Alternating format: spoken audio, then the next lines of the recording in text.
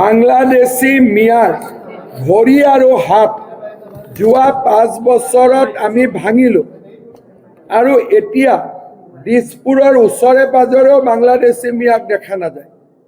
আমাৰ প্ৰতিশ্ৰুতি যে এইবাৰ বাংলাদেশী মিয়াৰ আমি পলিটিক্যালি राजहाड़ालू भांगी दी। कांग्रेस के लोग कह रहे हैं कि अगर आप मजबूत हैं तो फिर कांग्रेस के नेताओं को बीजेपी में शामिल नहीं, आपका कुछ तकलीफ है?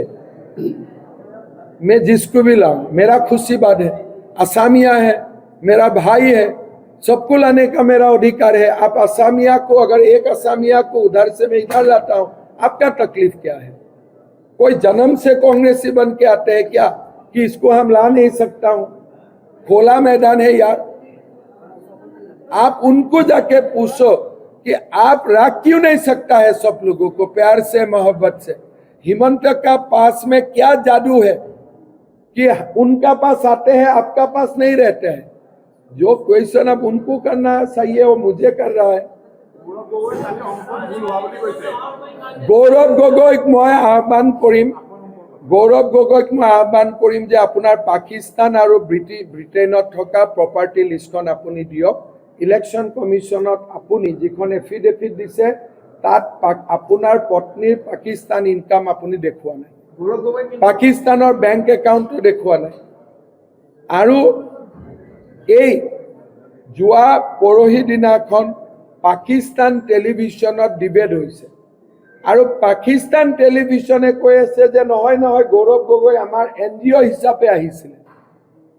এতিয়া নতুন প্ৰশ্ন আহি গ'ল, পাকিস্তানে কৈ আছে যে তেওঁ এনজিঅ হিচাপে আহিছিল, তেওঁ কৈ আছিল আমি প্ৰাইভেটলি গৈছিলোঁ। গতিকে বিষয়টো যোৱা পৰহি দিনাখন পাকিস্তান টেলিভিশ্যনত ডাঙৰ কৰি আলোচনা হৈছে আৰু তাৰ পৰা আপোনালোকে বুজি পাব যে পাকিস্তানৰ মানুহৰো তেওঁৰ প্ৰতি কিমান সিম্পেথি আছে। সব এটাই মই কথা কওঁ, গৌৰৱ গগৈ ডাঙৰীয়াই সকলোৰে বিপক্ষে ইমান দিনে ক'লে। মই আজি স্পষ্ট অভিযোগ দিছোঁ যে তেওঁৰ পাকিস্তানতো সম্পত্তি আছে, ব্ৰিটিছতো, লণ্ডনতো সম্পত্তি আছে আৰু আমেৰিকাতো সম্পত্তি থকা বুলি অখিল গগৈয়ে কৈ থৈছে। আমেৰিকাতো মোৰ এলিগেশ্যন নহয়, সেইটো অখিল গগৈৰ এলিগেশ্যন। মোৰ ক্লিয়াৰ এলিগেশ্যন হৈছে যে ইলেকশ্যন কমিশ্যনক দিয়া আপোনাৰ এফিডেভিটত পাকিস্তানৰ ট্ৰেনজেকশ্যন আপুনি দিব লাগে। মই অভিযোগ দিছোঁ আৰু দায়িত্বত থাকি মই অভিযোগ দিছোঁ। মই মুখ্যমন্ত্ৰীৰ চকীত থাকি মই কৈছোঁ যে গৌৰৱ গগৈৰ পাকিস্তান আৰু লণ্ডনত দুইটা জাগাতে তেওঁৰ পত্নীৰ নামত প্ৰপাৰ্টি আছে, যিটো তেওঁ ইলেকশ্যন কমিশ্যন এফিডেভিটত দেখুওৱা নাই।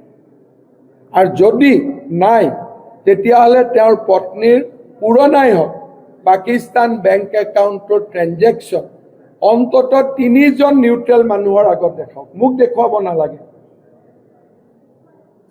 নিতুমণি শইকীয়া, মৃণাল তালুকদাৰ আৰু প্ৰশান্ত ৰাজগুৰু, মোক নালাগে। নিতুমণি শইকীয়া, মৃণাল তালুকদাৰ, প্ৰশান্ত ৰাজগুৰু, এই 3জন ব্যক্তিৰ সন্মুখত, লাগিলে অদীপ ফুকনকো লওক, এই 4জন ব্যক্তিৰ সন্মুখত তেওঁৰ পাকিস্তান বেংক একাউণ্টৰ গোটেই ডিটেইলছটো দেখুৱাওক।